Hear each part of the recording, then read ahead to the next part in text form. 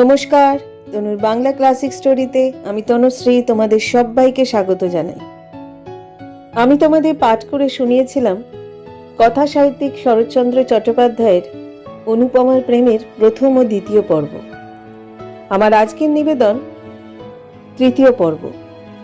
শুনতে থাকো, যদি ভালো লাগে তাহলে লাইক করে দিও এবং তোমাদের পরিচিত ও প্রিয়জনদের সাথে অবশ্য করে শেয়ার করো। তাহলে শুরু করছি আমার আজকের নিবেদন কথা সাহিত্যিক শরৎচন্দ্র চট্টোপাধ্যায়ের অনুপমার প্রেমের তৃতীয় পরিচ্ছদ।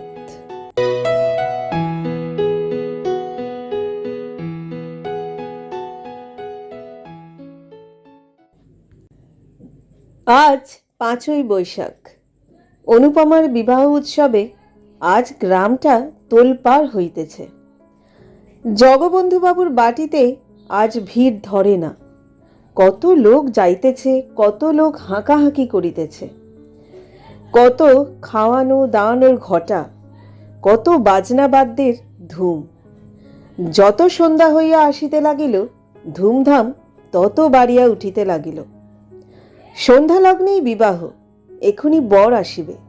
সকলেই উৎসাহে আগ্রহে উন্মুখ হইয়া আছে। কিন্তু বর কোথায়? রাখালবাবুর বাটিতে সন্ধ্যার প্রাক্কালেই কলরব বাঁধিয়া উঠিয়াছে। সুরেশ গেল কোথায়?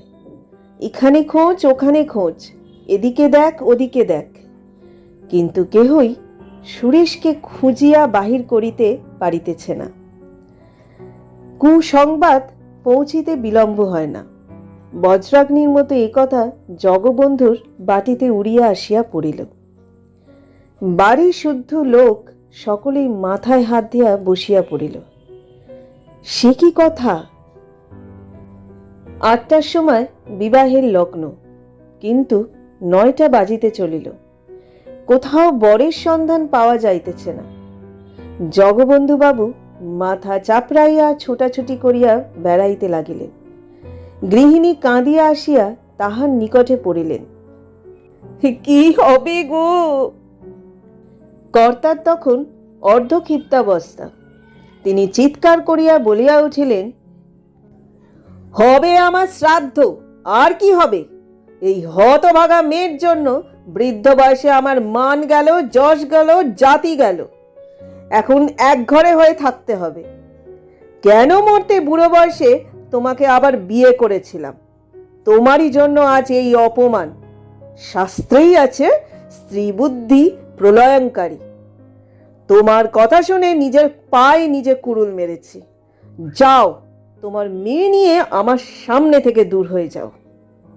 আহা, গৃহিণীর দুঃখের কথা বলিয়া কাজ নেই।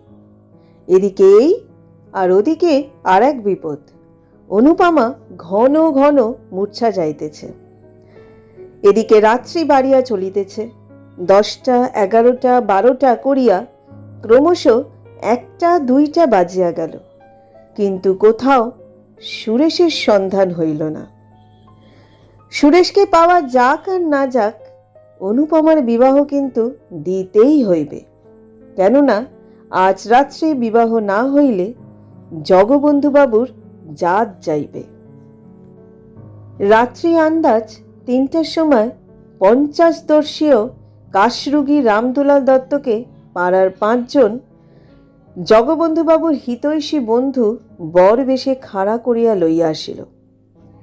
অনুপমা যখন শুনিল এমনি করিয়া তাহার মাথা খাইবার উদ্যোগ হইতেছে, তখন মূর্ছা ছাড়িয়া দিয়া জননীর পায়ে লুটাইয়া পড়িল। ও মা, আমায় রক্ষা করো, এমন করে আমায় গলায় ছুরি দিও না। এ বিয়ে দিলে আমি নিশ্চয়ই আত্মঘাতী হব। মা কাঁদিয়া বলিলেন, আমি কি করব মা? মুখে যাহাই বলুন না, কন্যার দুঃখে ও আত্মগ্লানিতে তাহার হৃদয় পুড়িয়া যাইতেছিল। তাই কাঁদিয়া কাটিয়া আবার স্বামীর কাছে আসিলেন। ওগো, একবার শেষটা ভেবে দেখো, এ বিয়ে দিলে মেয়ে আমার বিষ খাবে। কর্তা কোনো কথা না কইয়া একেবারে অনুপমার নিকটে আসিয়া গম্ভীরভাবে বলিলেন, ওঠো, ভোর হয়ে যায়। কোথায় যাব বাবা? এখনই সম্প্রদান করব। অনুপমা কাঁদিয়া ফেলিল। বাবা, আমাকে মেরে ফেলো, আমি বিষ খাবো। যা ইচ্ছে হয় কাল খেও মা, আজ বিয়ে দিয়ে আমার জাত বাঁচাই, তারপর যেমন খুশি করো, বিষ খেও, জলে ডুবে মরো, আমি একবারও বারণ করব না। কি নিদারুণ কথা! এইবার যথার্থই অনুপমার ভিতর পর্যন্ত শিহুরিয়া উঠিল। বাবা, আমার রক্ষা করো। কত কাতরোক্তি, কত ক্রন্দন, কিন্তু কোনো কথাই খাটিল না। দৃঢ় প্রতিজ্ঞ জগবন্ধুবাবু সেই রাত্রেই বৃদ্ধ রামদুলাল দত্তের হস্তে অনুপমাকে সম্প্রদান করিলেন। বহুকাল বিপদনিক বৃদ্ধ রামদুলালের আপনার বলিতে সংসারে আর কেহ নাই। দুইখানি পুরাতন ইষ্টক নির্মিত ঘর, একটু শাকসবজির বাগান, ইহাই দত্তজির সাংসারিক সম্পত্তি। বহু ক্লেশে তাহার দিন গুজরান হয়। বিবাহ করিয়া পরদিন অনুপমাকে বাড়ি আনিলে। সঙ্গে সঙ্গে অনেক খাদ্যদ্রব্য আসিল, অনেক দাসদাসী আসিল। কোনো ক্লেশ নাই। 6-7 দিন তাহার পরম সুখে অতিবাহিত হইল। বড়লোক শ্বশুর, আর তাহার কোনো ভাবনা নাই। বিবাহ করিয়া কপাল ফিরিয়াছে। কিন্তু অনুপমার স্বতন্ত্র কথা। আর 1-2 থাকিয়া সে পিত্রালয়ে ফিরিয়া আসিল। তখন তাহার মুখ দেখিয়া দাসদাসীরাও গোপনে চক্ষু মুছিল। বাড়ি গিয়া প্রাণ ত্যাগ করিব, এই পরামর্শ অনুপমা স্বামী ভবন হইতে স্থির করিয়া রাখিয়াছিল। এইবার যথার্থ মরিবার বাসনা হইয়াছে। অনেক রাত্রে সকলে নিদ্রিত হইলে সে নিঃশব্দে খিড়কির দ্বার খুলিয়া বাগানের পুষ্করিণীর সোপানে আসিয়া বসিল। আজ তাহাকে মরিতে হইবে। মুখের মরা নয়, কাজের মরা মরিতে হইবে। অনুপমার মনে পড়িল আর একদিন সে এইখানে মরিতে গিয়াছিল। সেও অধিক দিন নয়, কিন্তু তখন মরিতে পারে নাই, কেননা একজন ধরিয়া ফেলিয়াছিল। আজ সে কোথায়? জেলখানায় কয়েদ খাটিতেছে। কোন অপরাধে? শুধু বলিতে আসিয়াছিল যে সে তাহাকে ভালোবাসে। কে জেলে দিল? চন্দ্রবাবু? কেন? তাহাকে দেখিতে পারিত না বলিয়া? সে মাতাল বলিয়া? সে অনধিকার প্রবেশ করিয়াছিল বলিয়া? কিন্তু অনুপমা কি বাঁচাইতে পারিত না? পারিত, কিন্তু তাহা করে নাই, বরং জেলে দিতেই সহায়তা করিয়াছে। আজ তাহার মনে হইল ললিত কি যথার্থই ভালোবাসিত? হয়তো বাসিত, হয়তো বাসিত না। না বাসুক, কিন্তু তাহাকে দণ্ডিত করিয়া তাহার কি ইষ্টসিদ্ধি হইয়াছে? জেলে পাথর ভাঙিতেছে, ঘানি টানিতেছে, আরো কত কি নীচ কর্ম করিতে হইতেছে। ইহাতে হয়তো চন্দ্রবাবুর লাভ হইয়াছে, কিন্তু তাহার কি? সে দণ্ডিত না হইলে কি তাহাকে পাইতে পারিত, যিনি এখন মনের আনন্দে নিজের উন্নতির জন্য জাহাজে চড়িয়া বিলাত যাইতেছেন? অনুপমা সেইখানে বসিয়া বহুক্ষণ ধরিয়া কাঁদিল। তারপর জলে নামিল। এক হাঁটু এক বুক গলা করিয়া ক্রমশ ডুবন জলে আসিয়া পড়িল। 8 মিনিট কালো জলতলে থাকিয়া অনেক জল খাইয়া সে আবার উপরে ভাসিয়া উঠিল, আবার ডুব দিল, আবার ভাসিয়া উঠিল। সে সাঁতার দিতে জানিত, তাই সমস্ত পুষ্করিণীটা তন্ন তন্ন করিয়াও কোথাও ডুবন জল মিলিল না।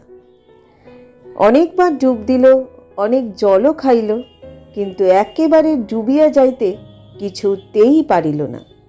সে দেখিল মরিতে স্থির সংকল্প হইয়াও ডুব দিয়া নিঃশ্বাস আটকাইয়া আসিবার উপক্রম হইলেই নিঃশ্বাস লইতে উপরে ভাসিয়া উঠিতে হয়। এইরূপে পুষ্করিণীটা সাঁতার কাটিয়া প্রায় নিঃশ্বাস এসে যখন সে তাহার ক্লান্ত অবসন্ন নির্জীব দেহখানা কোন রূপে টানিয়া আনিয়া সোপানের উপর ফেলিল, দেখিল যে কোনো অবস্থায় যে কোনো কারণেই হোক এমন করিয়া একটু একটু করিয়া প্রাণ পরিত্যাগ করা বড় সহজ কথা নহে। পূর্বে সেই বিরহ ব্যথায় জর্জরিত তনু হইয়া দিনে শতবার করিয়া মরিতে যাইত। তখন ভাবিত প্রাণটা রাখা না রাখা নায়ক নায়িকার এক্কেবারে মুঠার ভিতরে। কিন্তু আজ সমস্ত রাত্রি ধরিয়া প্রাণটার সহিত ধস্তাধস্তি করিয়াও সেটাকে বাহির করিয়া ফেলিতে পারিল না। আজ সে বিলক্ষণ বুঝিল তাহাকে জন্মের মতো বিদায় দেয়া তাহার 11 বর্ষীয় বিরহ ব্যথায় কুলাইয়া ওঠে না। ভোরবেলায় যখন সে বাটি আসিল তখন তাহার সমস্ত শরীর শীতে কাঁপিতেছে। মা জিজ্ঞাসা করিলেন, অনু, এত ভোরে নিয়ে এলি মা? অনু ঘাড় নাড়িয়া জানাইল, হ্যাঁ। এদিকে দত্ত মহাশয় একরূপ চিরস্থায়ী রূপে শ্বশুর ভবনে আশ্রয় লইয়াছে। প্রথম প্রথম জামাই আদর তাহার কতকটা মিলিত, কিন্তু ক্রমশ তাহাও কম পড়িয়া আসিল। বাড়ি শুদ্ধ কেহই প্রায় তাহাকে দেখিতে পারে না। চন্দ্রনাথ বাবু প্রতি কথায় তাহাকে ঠাট্টা বিদ্রূপ অপদস্থ লাঞ্ছিত করেন। তাহার একটু কারণও হইয়াছিল। একে তো চন্দ্রবাবুর হিংসা পরবশ অন্তঃকরণ, তাহাতে আবার অকর্মণ্য জামাতা বলিয়া জগবন্ধুবাবু কিছু বিষয় আশয় দিয়া যাইবেন বলিয়াছেন।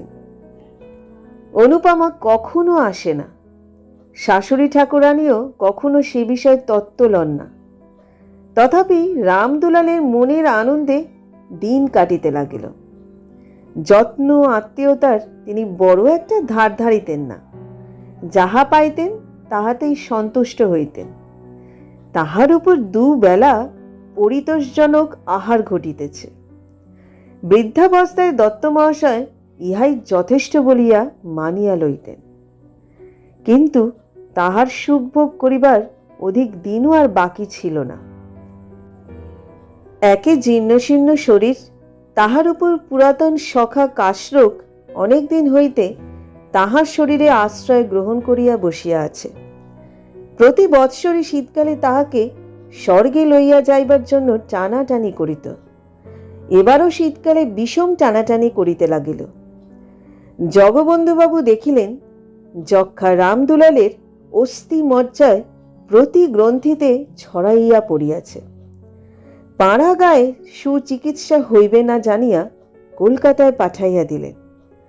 সেখানে কিছুদিন সুচিকিৎসার পর সতীসাধ্যী অনুপমার কল্যাণে 2 বৎসর ঘুরিতে না ঘুরিতে সদানন্দ রামদুলাল সংসার ত্যাগ করিলেন।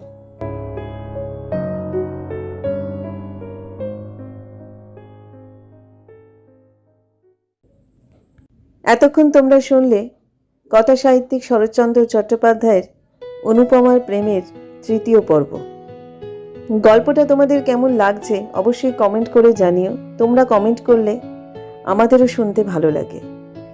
যারা এখনো পর্যন্ত গল্পের 1ম ও 2য় পর্ব শোনোনি, ডেসক্রিপশন বক্সে লিংক দেওয়া থাকবে, অবশ্যই শুনে নিও। আর যদি যোগ্য মনে হয়, যারা এখনো পর্যন্ত আমার চ্যানেলটাকে সাবস্ক্রাইব করোনি তারা সাবস্ক্রাইব করে দিও এবং পাশে থাকা বেল আইকনটি ক্লিক করে রেখো। আজকের মতো বিদায় নিচ্ছি। খুব শিগগিরই নিয়ে আসবো গল্পের 4র্থ পর্ব। সবাই ভালো থেকো, সুস্থ থেকো এবং অবশ্যই সুরক্ষিত থেকো।